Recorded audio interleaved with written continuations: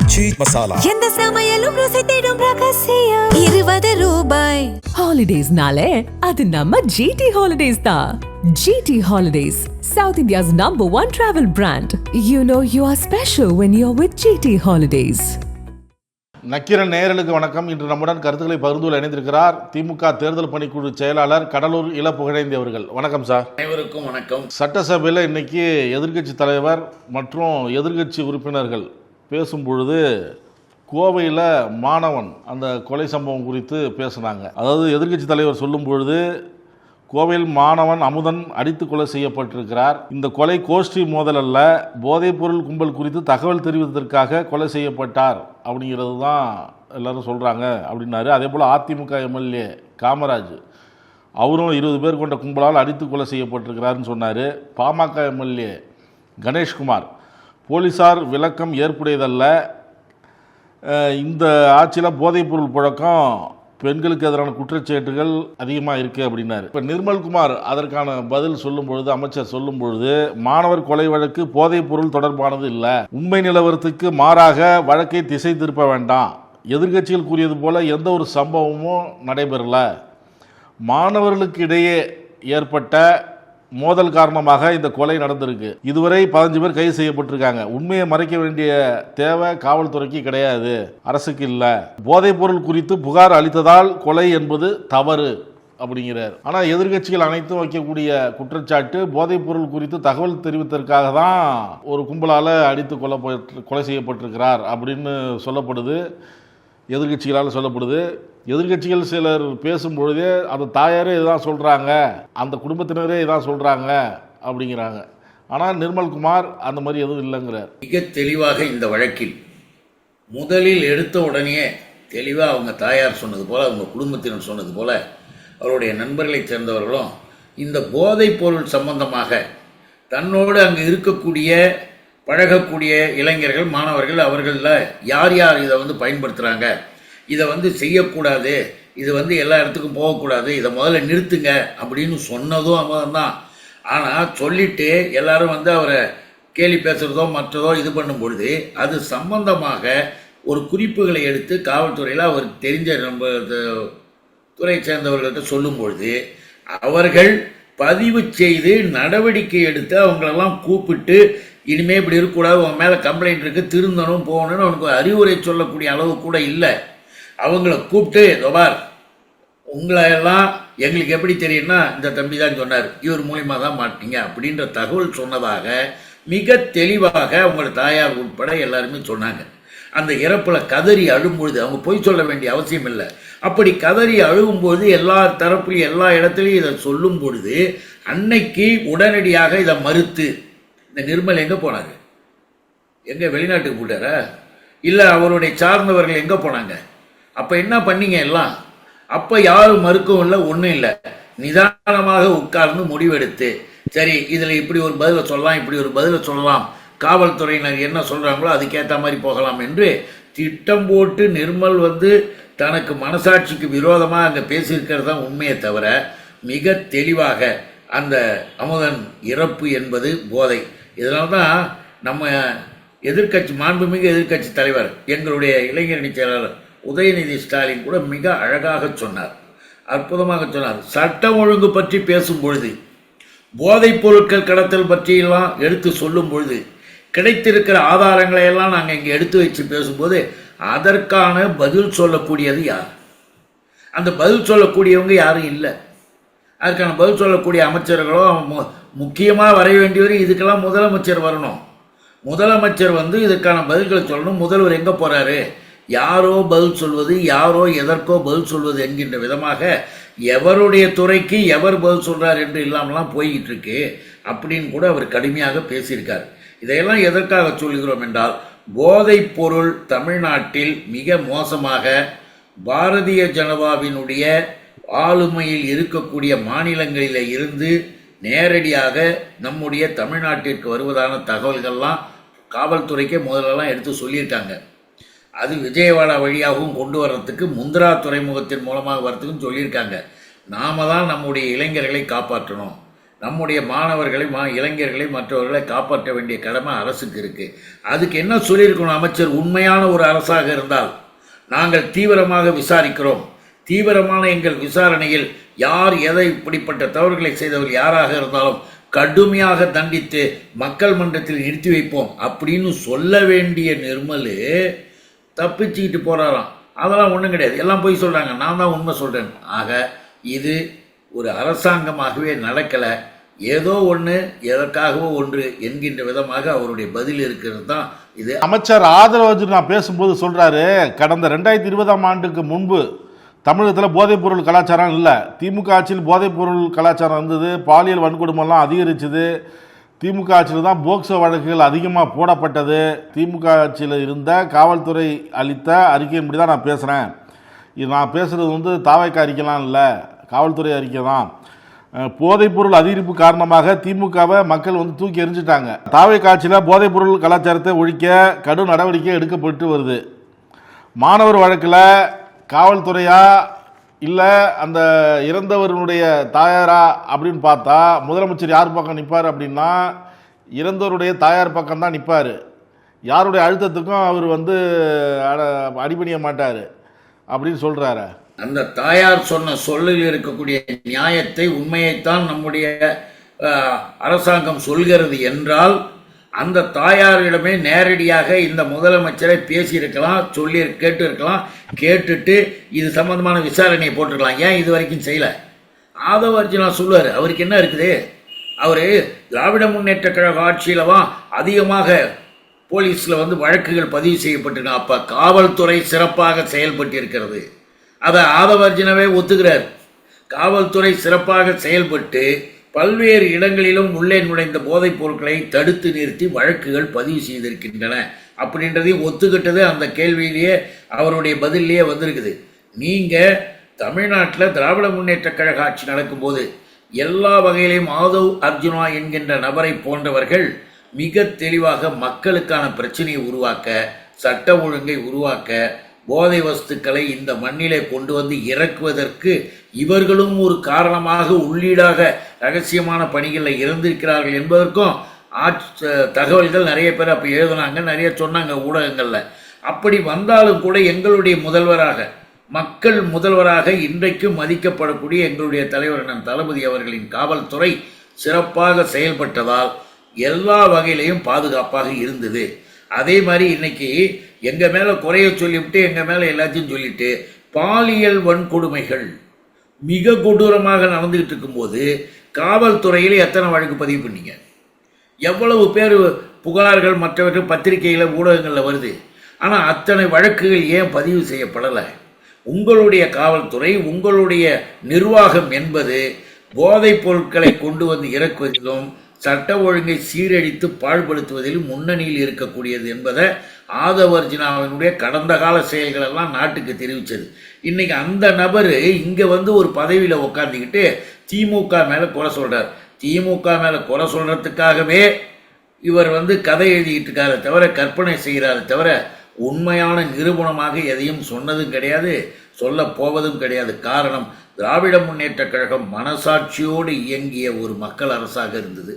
இன்றைக்கு இருக்க மாதிரி கிடையாது. முன்னாள் அமைச்சர் KKSSR பேசும்பொழுது அமைச்சர் செங்கோட்டையன் குறிக்கிட்டுலாம் பேசுகிறாரு, அதுக்கு பேசுகிறாங்க. அந்த மாதிரி இப்போ மாற்றி மாற்றி பேசும்பொழுது ஒரு இடத்துல இனிமே திமுக ஆட்சிக்கு வராது, இனிமே விஜய் ஆட்சி தான் அப்படின்னு செங்கோட்டையன் சொல்கிறாரு. அது எப்படி பார்க்குறீங்க? செங்கோட்டையன் சொல்லலாம், இல்லை அவரை சார்ந்தவர்கள் யார் வேணாலும் சொல்லலாம், மக்கள் சொல்லலை. அதை தான் நான் பார்க்குறேன். மக்கள் மன்றத்தில் இன்னைக்கு இருக்கிற கொடுமை, இன்னைக்கு இருக்கக்கூடிய ஆட்சியினுடைய மோசடித்தனம், சொன்னது எதையும் செய்யாது மட்டுமல்ல, ஏற்கனவே மக்கள் முதல்வராக இருந்த தளபதி MK ஸ்டாலின் செய்து கொண்டிருந்த திட்டங்களை கூட பேரை மாற்றி வச்சுக்கிட்டு சரியாகவும் செய்யலை.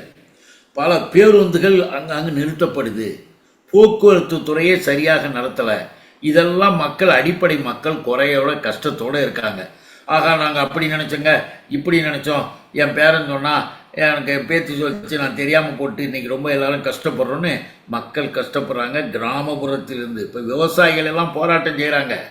இப்போ விஜய்க்கு என்ன தனி வரவேற்பு இருக்குதா? இங்கே விவசாய பெருங்குடி மக்களின் போராட்டம் என்பது ஒரு புறம், அதை போலவே கல்வித்துறையிலும் கல்வி நிலைகளிலும் விஜயினுடைய அரசாங்கம் உரிய நடவடிக்கைகள் முறையான அளவிற்கு எதையுமே செய்யாமல் கடந்த ஆட்சியில் நடந்துக்கிட்டு இருந்த திட்டங்களை கூட பாதி பாதியாக செய்கிறது.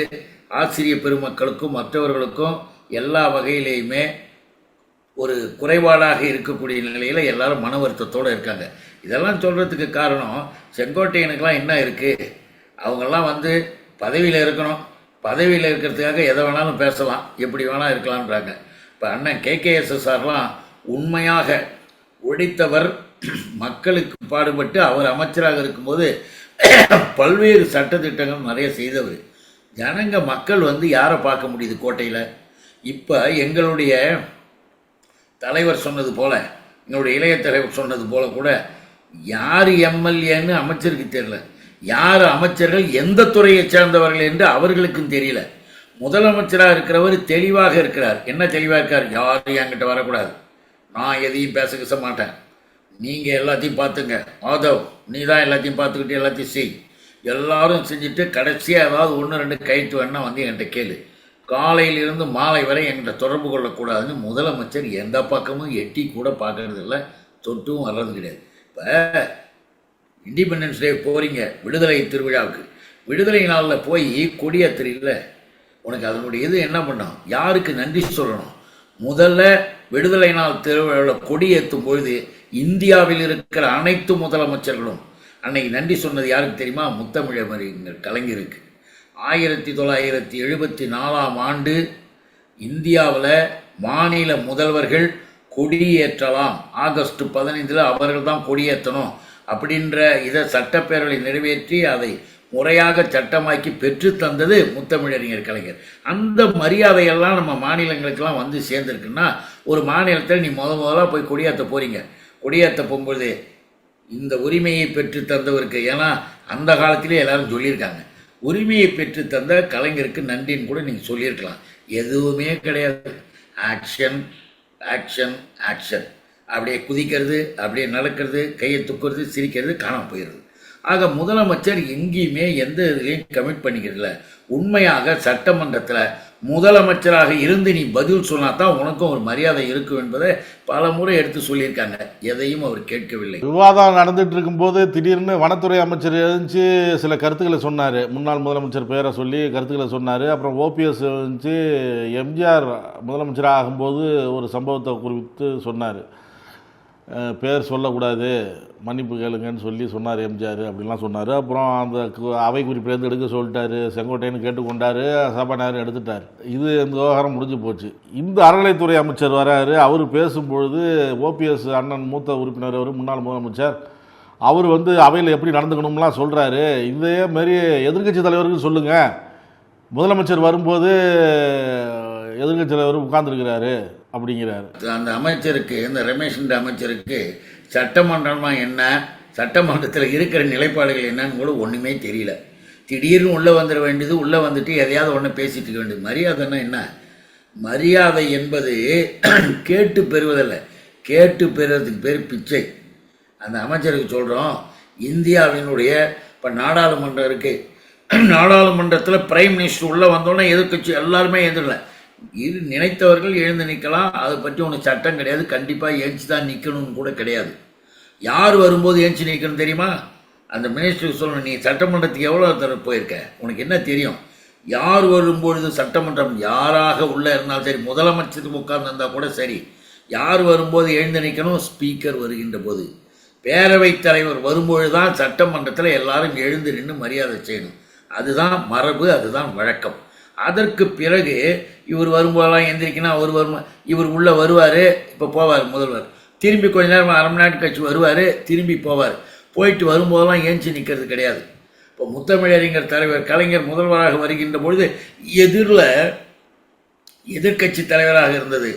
அப்போ கொஞ்ச நாளைக்கு ஜெயலலிதா இருக்கும் பொழுது வேணுன்னே திமிர்த்தனமாக கால் மேல் கால் போட்டுக்கிட்டு உட்கார்ந்த காரியங்கள்லாம் உங்களுக்கு தெரியாது.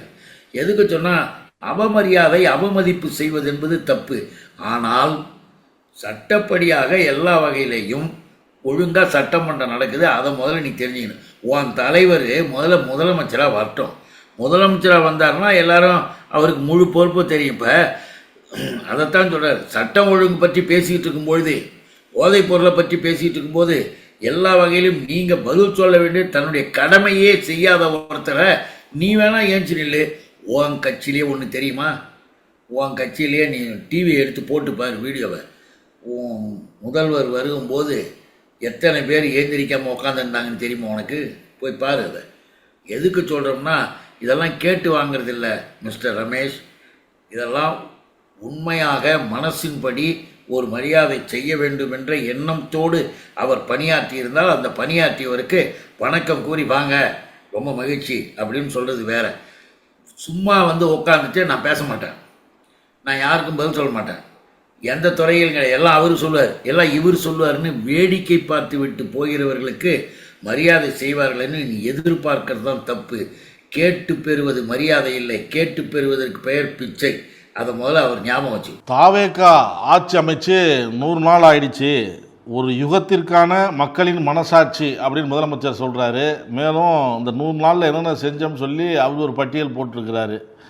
சிங்கப்பெண் சிறப்பு அதிரடிப்படை, தாய்மாமன் தங்க மோதிர திட்டம், இந்த மாதிரி பல 717 கடைகள் மதுபான கடைகள் மூடப்பட்டது உள்ளிட்ட பல்வேறு போதைப் பொருட்களை ஒடுக்குவதற்கு 65 சிறப்பு அதிரடிப்படை, இந்த மாதிரி நிறைய சொல்லியிருக்கிறார். அண்ணன் சீரு அப்படின்னு அப்புறம் சொல்லியிருக்கிறாரு. இதை எப்படி பார்க்குறீங்க? இன்றைக்கி கூட விவசாயிகளுக்கு அந்த 75,000 கடன் வாங்கியிருந்தா 100% முழுமையாக தள்ளுபடி, 1 லட்சம் வரைக்கும் கடன் வாங்கியிருந்தாங்க அப்படின்னா அதுலேயும் 75,000 வரை தள்ளுபடி அப்படின்லாம் சொல்லியிருக்கிறாரு.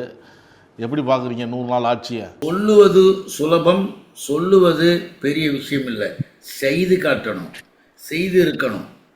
முந்தைய திராவிட மாடல் அரசு செய்த திட்டங்களுக்கெல்லாம் வெற்றியை வச்சு பேரை மாற்றி ஸ்டிக்கரை ஒட்டிக்கிட்டீங்க. அதுக்கான பதில் நீங்கள் சொல்லுங்கள் உங்கள் சாதனையை. இப்போ நீங்கள் தாய்மாமன் சீர்லேருந்து மற்றதுலேருந்து அழகாக பேரவையில் கூட சொன்னாங்க, நீங்கள் ஒதுக்கீடு செய்திருக்கிற தொகையிலேயே அதை கொடுக்க முடியாது. தமிழ்நாட்டில் இன்னைக்கு ஒரு வருடத்திற்கு நடக்கிற திருமணத்திற்கு 8,614 கோடி நீங்கள் வந்து ஒரு சவரன் கொடுக்கணுன்னா ஒதுக்கீடு செஞ்சுருக்கணும். அதேமாரி பட்டுப்புடவை நான் மணமகளுக்கு கொடுக்குறேன் அப்படின்னு சொன்னால் அதுக்கு 1 கோடிக்கு மேலே செலவு பண்ணுவோம். ஆனால் மொத்தமே 814 கோடியை ஒதுக்கிட்டு அந்த திட்டத்தை நான் செய்தேன். அது என்னுடைய சாதனை ஒன்றும் கிடையாது.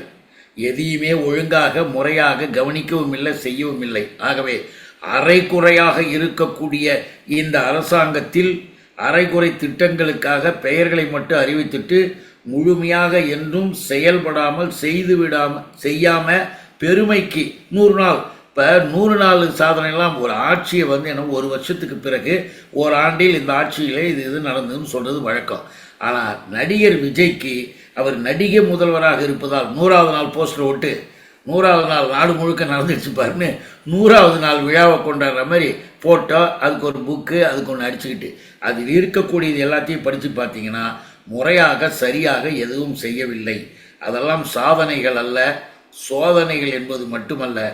மக்கள் அவரை நம்பியதற்கு மக்களுக்கு அவர் கொடுத்துருக்கிறது முக்கியமாக வேதனைகள் தான். அதை தான் நம்ம பார்க்க முடியுமே தவிர வேறு ஒன்றும் இதில் நடக்கிறதுக்கு இன்னும் ஒன்றுமே கிடையாது. 100 நாள் போஸ்டர், இந்த படம் 100 நாள் ஓடிடுச்சு.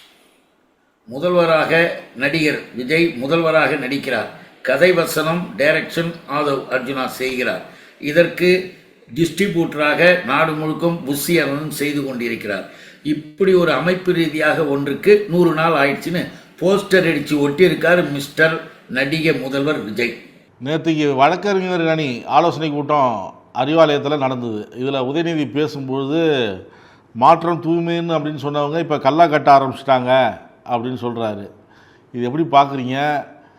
வழக்கறிஞர் அணி தான் இனிமேல் துடிப்புடன் செயல்படணும் அப்படின்லாம் சொல்கிறாரு. நீங்களும் ஒரு வழக்கறிஞர், எப்படி பார்க்குறீங்க அவர் பேச்சை? தெளிவாக சட்டப்பூர்வமாக சட்டப்படியாக நாமெல்லாம் எச்சரிக்கையாக எதற்கு அட்வொகேட்ஸ் விங் வழக்கறிஞர்கள் அணி என்பது திமுக வழக்கறிஞர் அணி சாதித்திருப்பது கொஞ்சம் நஞ்சமல்ல. முத்தமிழறிஞர் தலைவர் கலைஞரினுடைய அந்த நினைவிடம் அமைவதற்கு வழக்கறிஞர் எப்படி செய்து அதற்கான முடிவில் எடுத்தார்கள் வழக்கறிஞர் வில்சன் தலைமையில் எல்லாம் எல்லாருக்கும் தெரியும். எதுக்கு இதை சொல்கிறோம்னா, வழக்கறிஞர் அணி என்பது முக்கியமான ஒன்று. அதிலும் குறிப்பாக சட்டவிரோதமாகவும் சட்டத்திற்கு புறம்பாகவும் நடந்து கொண்டிருக்கிற இந்த ஆட்சியில் நம்முடைய தலைவரின் மீது, நம்முடைய தொண்டர்கள் மீது வழக்குகளை இவர்கள் பொய் வழக்குகளை போடும்போது நாம் தெளிவாக இருக்கணும் அப்படின்றத கருத்துப்பட அங்கே எடுத்து சொல்லியிருக்கிறார். அதைத்தான் நம்ம முக்கியமாக எடுத்துக்கணுமே தவிர அவருடைய உரைவீச்சில் இருக்கின்ற அந்த நிலைப்பாடுகளில் எந்த குறையும் குற்றத்தையும் யாராலையும் சொல்ல முடியாது என்பது தான் மக்களுடைய கருத்து. உண்மையான சட்டபூர்வமாக இருக்கிறவருடைய பார்வையில் வரக்கூடிய கருத்து. எதிர்க்கட்சி தலைவர் உதயநிதி சொன்ன மாதிரியே பாஜக முன்னாள் மாநில தலைவர் அண்ணாமலையும் சொல்லியிருக்கிறார். நேற்று ஒரு கூட்டத்தில் சொல்லியிருக்கிறார், தமிழ்நாட்டில் ஊழல் முடிஞ்சு போச்சுன்னு சில பேர் சொல்கிறாங்க. முதலமைச்சர் ஊழல் நடக்கக்கூடாதுன்னு நினைக்கிறாரு. ஆனால் சில அமைச்சர்கள் கமிஷன் வாங்க ஆரம்பிச்சிட்டாங்க. நாங்கள் ஓட்டுக்கு பணம் கொடுத்தோம் அப்படின்னு சொல்லி 3%, 4% கமிஷன் வாங்குறாங்க. இதுக்கான ஆதாரமும் என்கிட்ட இருக்குது அப்படிங்கிறார். ஆடியோ ஆதாரமே இருக்குது அப்படிங்கிறாரு. 2 பேரும் ஒரே மாதிரியே குற்றம் சுமத்துறாங்களே. இல்ல, சொல்றவர் யாரு? பாஜக முன்னாள் மாநில தலைவர் அண்ணாமலை. பிஜேபியினுடைய மாநில தலைவராக இருந்த அண்ணாமலை. மாநில தலைவராக இருக்கிற அண்ணாமலை நோஸ் வெரி வெல் அவருடைய ரூட்டு, அவர்களுடைய செயல், அவர்கள் எப்படி திட்டம் போட்டு எதை செய்வார்கள் என்பது அண்ணாமலைக்கு தெளிவாக தெரியும்.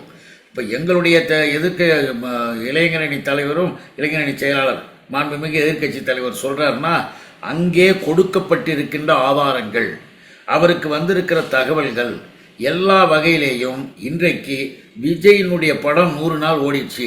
100 நாள் ஓடி பச்சு வெற்றியாகிவிட்டது. இனி கவலை இல்லை, எல்லாரும் கையை நீட்டு, எல்லாரும் வாங்கு என்கின்ற அளவிற்கு இன்னைக்கு வெளிப்படையா இப்ப அண்ணாமலை பேசியிருக்கிறாரு. வெளிப்படையா எங்களுடைய தலைவர் சொல்லியிருக்காங்க. ஆனால் மேலும் உண்மையாகவே நீண்ட காலமாகவே ரகசியமான தொடர்புகள் இவர்களுக்கு இருக்குது.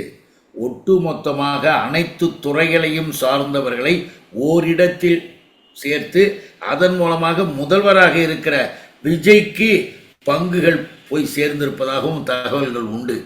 இதெல்லாம் வச்சுக்கிட்டு தான் வெளியில் அது இல்லை இது இல்லைன்னாங்க. ஆனால் எல்லா பொய்யும் குறிப்பிட்ட காலம் தான். அதாவது கெட்டிக்கார போய் 8 நாளில் போட்டு முடிஞ்சிடும்னு சொல்லுவாங்களே, அந்த மாதிரி இந்த பொய், இந்த புனை சிருட்டு அண்ணாமலை மூலயமா வெளியே வருதுன்னா ஒன்றா அவர்கள் மூலமாகவே வெளியே வருவதற்கு அவர் சொல்கிறார் ஆதாரங்கள் இருக்கின்றார். உண்மையில் என்ன செஞ்சுருக்கணும் தெரியுமா? இன்னைக்கு சட்டப்படியாக இந்த முதலமைச்சராக இருக்கக்கூடிய நடிகை முதல்வர் விஜயோ இல்லை விஜயினுடைய கூலியாட்கள் எடுபிடிகளாக இருக்கிற ஆதவர்ஜனம் போன்றவர்களோ உடனே அவர் மீது வழக்கு போடு. எல்லாத்துக்கும் கண்டதுக்கும் வழக்கு போடுறீங்கள, ஏன் கூப்பிட்டு கேளு, போலீஸாரை விட்டு விசாரி, ஆதாரம் இருக்குன்னு சொல்கிறாரு. எப்படி ஆதாரம் இருக்கு சொல்கிறாருன்னு கேட்பியா? ஏன் கேட்கல, ஏன் நடவடிக்கை எடுக்கல? அப்போ உண்மையிலேயே உள்ளே ஊழல் இருப்பதை ஒப்புக்கொள்கிறார்கள். நடவடிக்கை எடுக்காமல் இருப்பதே அதற்கு ஒரு சான்றாக இருக்கின்றதுதான் என்னுடைய கருத்து. கருத்துக்களை பகிர்ந்ததற்கு நன்றி சார். வணக்கம், நன்றி. நக்கீரன் டிவிக்கு சப்ஸ்கிரைப் செய்யுங்கள். உங்கள் ஆதரவே எங்கள் பலம். ஆசிரியர்களுக்கு நண்பனாகவும் மாணவர்களுக்கு ஆசானாகவும் திகழும் தேர்வு வழிகாட்டி. ஒவ்வொரு பாடத்திற்கும் அனுபவமிக்க ஆசிரியர்களின் துல்லியமான தெளிவான விடைகள். CNC இருக்கு, தேர்வு பயம் எதற்கு? இது தீரன் பப்ளிஷிங் ஹவுஸ் விற்பனை வெளியீடு.